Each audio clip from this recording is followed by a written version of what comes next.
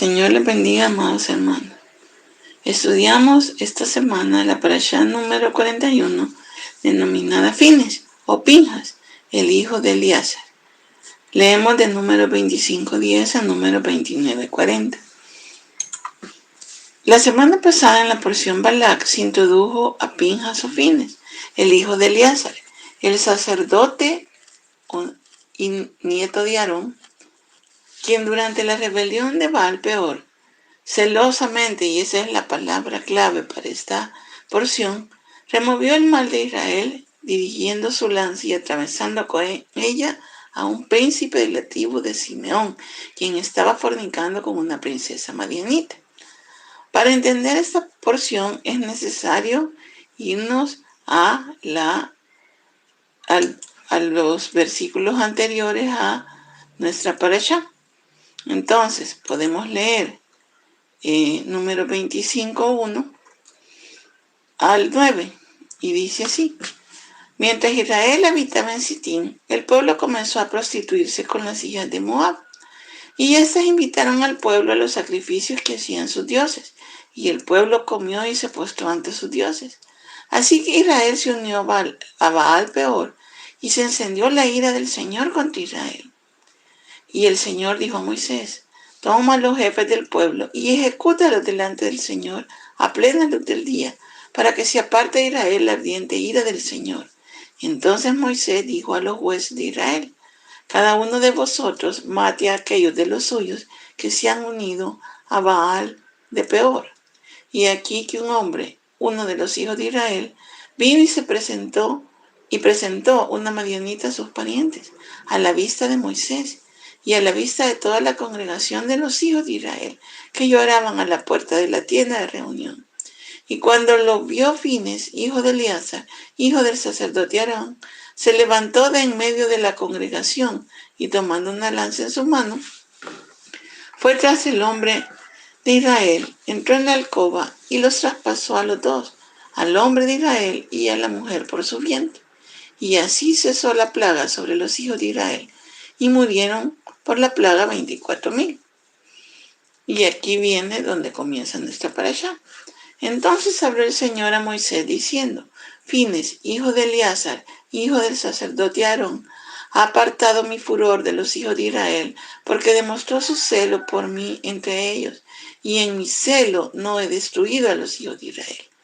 Por tanto di: he aquí, yo le doy mi pacto de paz, y será para él y para su descendencia después de él un pacto de sacerdocio perpetuo, porque tuvo celo por su Dios e hizo expiación por los hijos de Israel.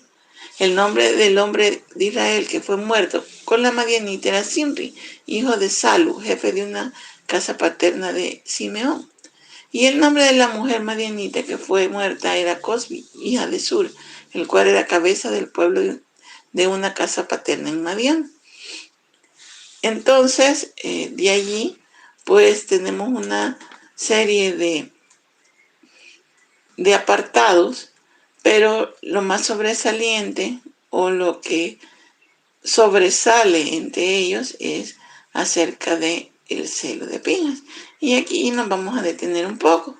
Más adelante está la distribución de las tribus, como las hijas de Zelofehad piden una porción de herencia y lo que el Señor dice acerca de eso.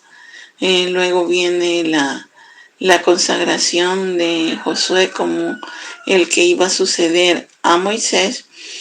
Y estos son los temas, los sacrificios y ofrendas que deben hacerse en cada fiesta, para después pasar a las últimas dos parashot que se leen juntas, que las estudiaremos la semana que viene.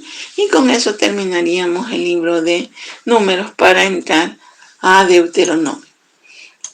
Como vemos, Balaam había querido maldecir al pueblo de Dios, y eso lo estudiamos muy bien la semana pasada. Sin embargo, toda la maldición que quiso proferirle se convirtió en bendición, como leemos en Números 24. Los israelitas alcanzaron las exuberantes llanuras de Moab. Era un hermoso oasis. Descansaron un poco y se sentían bien. Los moabitas, descendientes de Lot, el sobrino de Abraham, y los midianitas sacaron ventaja de esta situación y se dieron cuenta que su guardia estaría baja. Estaban en una etapa de gozo prácticamente.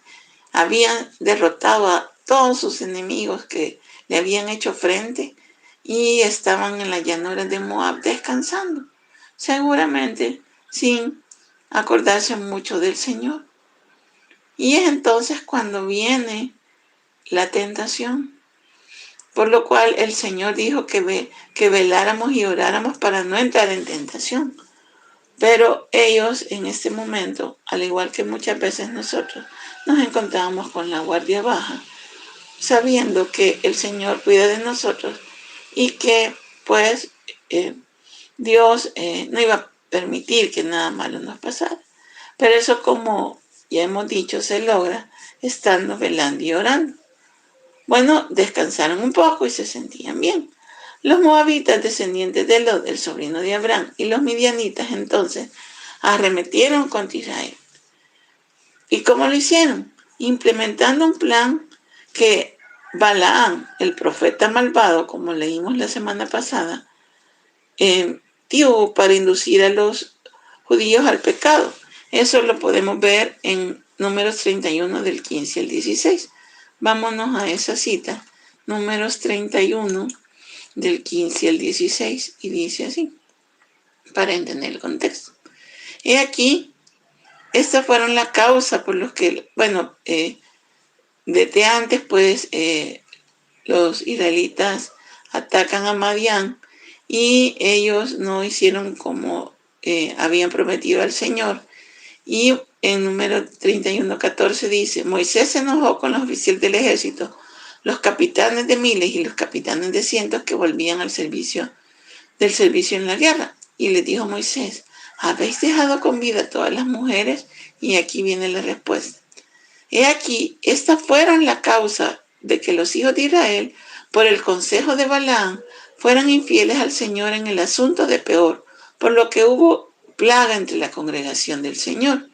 Entonces el Señor, a través de Moisés, da instrucciones de que se mate a toda mujer que no ha conocido varón y a todo varón entre los niños.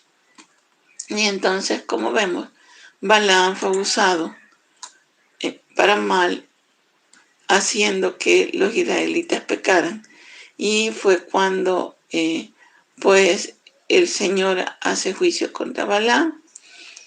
Entonces, como vemos, Balaam ideó este plan y se dejaron llevar por sus propias concupiscencias.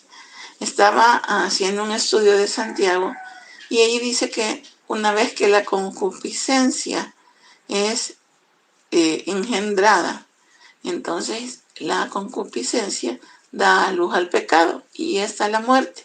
Y eso es exactamente lo que les pasó a los hijos de Israel. En el término concupiscencia en griego también puede usarse para bien, porque lo que significa en sí es un arduo deseo de obtener algo. Y también se puede ver esta palabra en las traducciones del Nuevo Testamento en griego, cuando el Señor Jesús dice que cuánto he deseado comer con ustedes esta cena, la cual no volvería a comer hasta que se dé en el reino de los cielos. Entonces ahí también se usa la palabra concupiscencia. Como en el Señor no hubo pecado, pues puede notarse allí que la concupiscencia es para toda clase de deseo. Sin embargo, en esta ocasión, la concupiscencia de que habla Santiago y la que tenían los israelitas era para mal. Se dejaron llevar más por el deseo del pecado que por agradar el nombre del Señor. Y entonces viene la tentación que da a luz al pecado y, como dice Santiago, por consiguiente da a luz la muerte. ¿Por qué? Porque los israelitas estaban asentados en un lugar lleno de paz y de repente aparecieron estas mujeres ofreciéndoles hospitalidad. Unas mujeres preciosas, según se dice en la historia antigua, y los moabitas enviaron a sus mujeres más bellas y lideradas eran por una princesa midianita para seducir a los hombres judíos al pecado. ¿Cómo los seducían? Pues pusieron tiendas a la orilla del campamento para vender prendas de lino de gran calidad. Todo esto es parte del Midrash y de los escritos judíos que hay sobre este acontecimiento de lo que hizo Pinjas. Según dicen, afuera de las tiendas estaban señoras y después habían en el interior mujeres bellas que los incitaban a tener relaciones sexuales con ellas y a defecar enfrente del ídolo para que ellos hicieran idolatría ante Baal peor. Y ellos, con el fin de poder acostarse con las mujeres, cayeron en las redes de estas, y entonces vino a todos ellos con la tentación de la idolatría. El Señor empezó a hacer juicio. Entonces aquí vemos que el atributo de justicia de Dios entra en juego contra toda la nación por este pecado. Número 25:17 dice: ataca a los madianitas, y destrúyelos. ¿Por qué esta orden de parte del Señor? Porque Madián era símbolo de los placeres inmorales de la sociedad que rodean al pueblo de Dios y que pueden crecer de manera peligrosa si se les deja pasar. Dios ordenó a los israelitas que constantemente atacaran a los madianitas y los destruyeron. Del mismo modo, nosotros debemos atacar nuestro pecado que atenta para ganar entrada en nuestras vidas y destruirlo. Lo estamos haciendo que los deseos malos de la carne sean expuestos para que no demos a luz el pecado. Esa sería una respuesta que cada uno debe dar. La princesa midianita fue llevada donde Sinri, y le llevó delante de Moisés según el Midrash, y dice: ella está permitida. Y si la respuesta es no, entonces ¿por qué está Séfora, que también es midianita, permitida para ser tu esposa? Le dijo Sinri a Moisés. Y entonces Sinri tomó descaradamente a la princesa y lo llevó a su tienda en frente de toda la nación, lo cual era una profanación pública del nombre de Dios. El campamento del Señor era sagrado. Entonces aparece Pinjas. ¿Quién es Pinjas? Pues Pinjas es el hijo de Eleazar, nieto de Aarón, el cual había tenido con una madianita que era descendiente de Jetro. ¿Dónde encontramos eso? En Éxodo 6:25. Vámonos a Éxodo 6:25, que dice de la siguiente forma: y Eleazar, hijo de Aarón, tomó por mujer a una de las hijas de Futiel. Futiel es Jetro, uno de los nombres, y ella le dio luz a Fines. Estos son los jefes de las casas paternas de los levitas según su familia.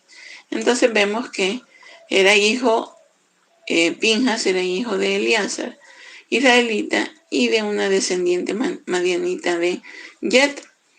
Es decir, por eso no había sido llamado al sacerdocio, porque era una combinación de paganismo con Israel. Sin embargo, aquí vemos cómo esa combinación hizo juicio delante del Señor. Como vemos, era un hombre que tenía celo por Dios. Cuando Aarón recibió la promesa del sacerdocio del Señor, la cual proclamaba que sus hijos y sus descendientes serían parte de la clase sacerdotal, Pinjas ya había nacido, por lo que no recibió automáticamente el honor, especialmente por lo que había mencionado antes, que estaba casada con una madianita, hija de Jetro, como ya leímos en Éxodo 6:25. Cuando Pinjas tomó el riesgo de matar a Sinri, el Señor lo recompensó haciéndolo sacerdote y estableciendo con él un pacto de paz. ¿Por qué tomó el riesgo? Porque estaba matando o haciendo justicia, dando muerte a Sinri, y eso es lo que podía acarrearle su propia muerte. Pero el celo por el Señor ganó. Y entonces el Señor le da un pacto de sacerdocio, que en hebreo es Brit Keudah Olam, es decir, un pacto de sacerdocio perpetuo. Nunca se iba a terminar, porque él demostró un celo santo por su Dios, haciendo expiación. En el original dice kafar, es lo mismo que se ocupa para la palabra Kippur, para el pueblo de Israel. Esta es una clara imagen del Mesías, entonces. Pinjas es una imagen del Mesías y su gran sacerdocio, haciendo a él y a sus descendientes un real sacerdocio. Nosotros no teníamos el derecho, menos nosotros los paganos o los gentiles, ya no somos paganos, sino que gentiles, redimidos, para ser sacerdotes. Sin embargo, en Hebreos y en Primera de Pedro y en Apocalipsis 1:6, se nos dice que nosotros somos real sacerdocio y nación santa. ¿Cómo puede ser eso si no somos de la tribu de Leví? ¿Cómo Yeshua puede ser sacerdote si tampoco es de la tribu de Leví, sino que es de la tribu de Judá, como conocemos? Las leyes concernientes a las artes de escribir en la Torá nos dan la respuesta a esto. Todas las letras en el idioma hebreo deben de estar bien formadas. Y aquí tenemos, mire, eso significa que si tienen que estar bien formadas, que ninguna letra tiene que tocar otra letra, ni que las letras tengan que escribirse mal formadas, rotas o ilegibles. Eso es sagrado para los israelitas, escribir el idioma hebreo santo de una manera que no tenga errores. Sin embargo, una extraña sección aparece en la palabra Shalom de número 25:12, que dice: por eso digo, le concedo a él, es decir, a Pinjas, mi pacto de paz. En el rollo de la palabra Shalom está escrito como esta, con una bat rota. Así que si vemos, allí hay un problema de escritura. ¿Y qué nos dice esto? La letra Vav es la letra sexta del alfabeto hebreo y es símbolo de hombre. Al haberse escrito rota, representa un hombre que ha sido quebrado o roto. ¿De quién se está acordando usted en estos momentos? En este versículo particular, el hombre ha sido quebrado en nombre del pacto de paz que trajo expiación a Israel, una clara imagen de Yeshua, que tuvo que ser quebrado por nuestros pecados, molido por nuestros pecados, como dice Isaías, y que hizo una obra redentora a favor nuestro. La Vav rota en la palabra Shalom también puede leerse como completo, indicando que el pacto es íntegro, final y perfecto. Es verdad que la descendencia de Pinjas tuvo un pacto perpetuo, pero también es verdad de sacerdocio, pero también es verdad que la descendencia del Mesías tuvo un pacto perpetuo de sacerdocio a través de la sangre de Yeshua, y Yeshua es sacerdote para siempre, según el orden de Melquisedec.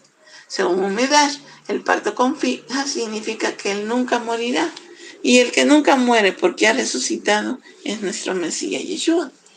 Los creyentes en el Mesías entienden que la palabra dada a Pinjas era una predicción de la gloria del sumo sacerdote Yeshua, indestructible y quien vive para siempre.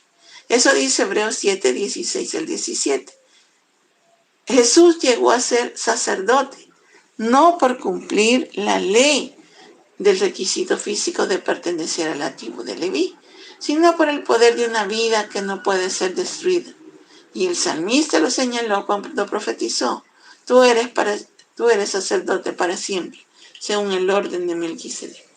En Jesús esto se cumple, el sacerdocio perfecto de un hombre que tuvo que ser roto para ser el redentor perfecto de esta humanidad desvalida. ¿Qué mandamientos se violaron cuando Sinri llevó a esta mujer al campamento? Veamos algunos. Por ejemplo, no tener otros dioses, que está en Éxodo 23, y como vemos y hemos estudiado, los israelitas fornicaron e hicieron toda clase de cosas horrendas con el fin de obtener a estas mujeres y ellos adoraron a otros dioses. Por lo tanto, no se debe tener otros dioses, solo el Dios de Israel, y no se debía adorarlos, como dice Éxodo 25. No debían tomar mujeres de entre las naciones extranjeras porque lo llevarían a adorar ídolos. Eso lo vemos en Números 7:4. Debían destruir los ídolos de esas naciones, como dice Números 7:9. había blasfemia y pecado dentro del campamento, y en lugar de sacarles y exterminar el mal, participaron en ello. Allí pueden ver esta contraindicación en Levítico 24, 15 y 16. Y trajeron el celo de Dios al campamento, como dice Éxodo 34, 14. Entonces, ¿qué palabra vemos aquí? Como les decía, la palabra celo es la clave aquí. La palabra traducida como celo es caná y posee varios significados como ardor, ebullición, fervor, deseo, devoción, envidia en las escrituras.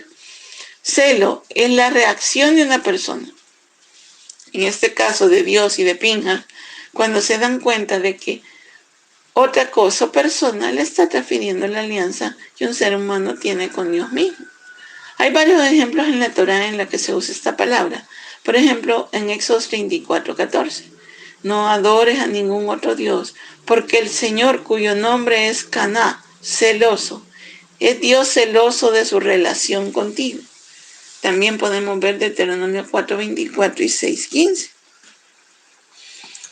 Y más adelante, ¿qué obtiene entonces Pinhas? Pues obtiene un pacto de paz.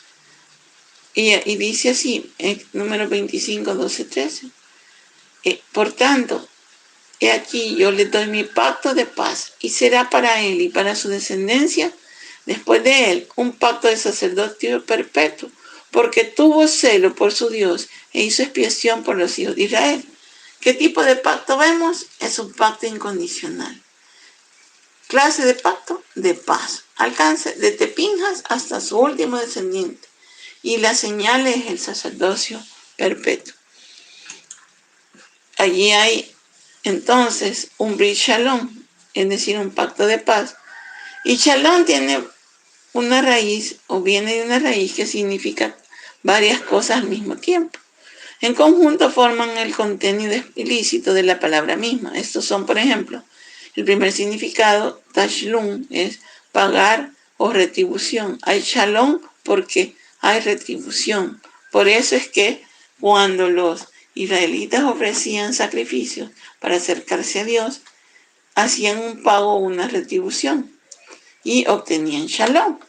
El segundo significado es shelmut, complexión, integridad, algo completo, lo opuesto a algo quebrado, parcial.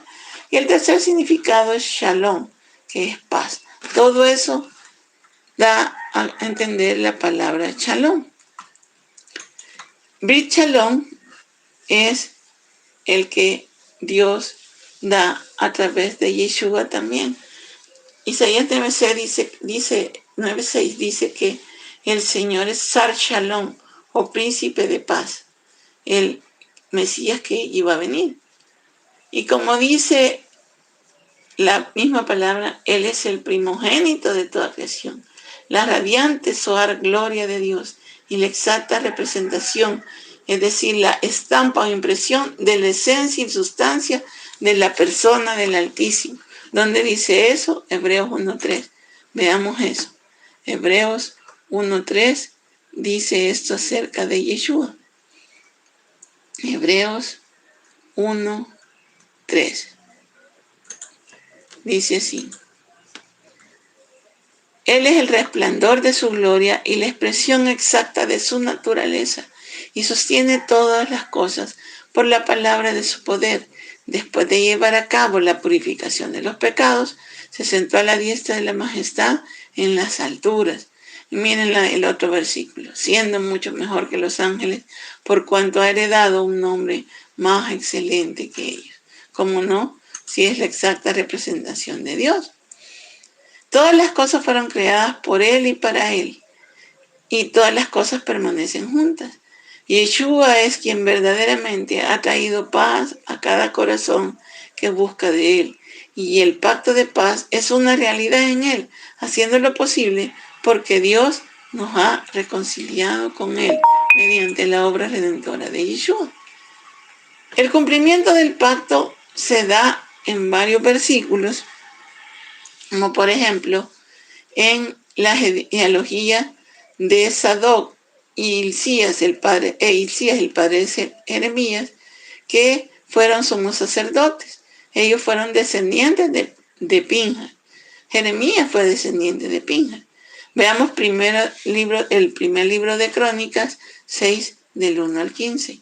Dice así, primer libro de Crónicas 6 del 11 al 15. Y dice así, del 1 al 15. Primer libro de Crónicas 6 del 1 al 15. Bueno, allí pueden ir viendo, dice, los hijos de Leví fueron Gersón, Coat y Merari. Los hijos de Coat fueron Amram, Ishar, Hebrón y Uziel. Los hijos de Amram fueron Aarón, Moisés y Miriam. Y los hijos de Aarón fueron Nadab, Abiú, Eleazar e Itamar. Eleazar engendró a Fines, y Fines engendró a Abisúa. Abisúa engendró a Buki, y ahí pueden ir viendo, y a Seraías. Ahitoc engendró a Sadoc, y Sadoc engendró a Iamás. Ayamás engendró a Sarías, en el 11 a Sarías engendró a Marías, a Abita engendró a Sadoc, a Salum engendró a Hilcías y Hilcías a Sarías. Y allí pueden ver entonces que Sadoc era el que dicen que va a reinar en el tercer templo como sumo sacerdote. Esdras, aún el más famoso escriba, era descendiente de Pinhas después de la cautividad babilónica. Y si leemos Ezequiel 43, 19, vamos a ver que Sadoc va a estar haciendo el oficio de sacerdote, sumo sacerdote, en el tercer templo, por lo cual Dios, que siempre cumple sus promesas, pues lo hará a través de los descendientes de Pinhas, como cumpliendo el pacto de paz y el sacerdocio perpetuo, además de representar al Mesías, que tiene sacerdocio perpetuo según el orden de Melquisedec. Juan 2:17 dice, sus discípulos se acordaron de que está escrito, hablando de Yeshua esto, el celo, el caná por tu casa me consumirá. Y aquí hay algunas preguntas que debemos de hacernos. ¿Nos consume el celo por su obra? ¿Nos consume el celo por los perdidos? ¿Nos consume el celo por la limpieza de nuestro propio campamento, sobre todo? Romanos 12, 1 al 2 dice cómo hacer esta limpieza. Por consiguiente, hermanos, os ruego por las misericordias de Dios que presentéis vuestros cuerpos como sacrificio vivo y santo, aceptable a Dios, que es vuestro culto racional. Y no os adaptéis a este mundo, sino transformaos mediante la renovación de vuestro entendimiento, de manera que verifiquéis cuál es la voluntad de Dios, la que es bueno, aceptable y perfecto. Que el Señor nos siga bendiciendo con su gracia y nosotros, a través de esta lectura que tuvimos en esta porción de Pinhas, de Números, podamos hacer limpieza en nuestro campamento y podamos identificar aquello que no está agradando a Dios para echarle una lanza encima y consagrarnos al Señor siempre. El Señor les bendiga. El Señor esté con ustedes. Amén.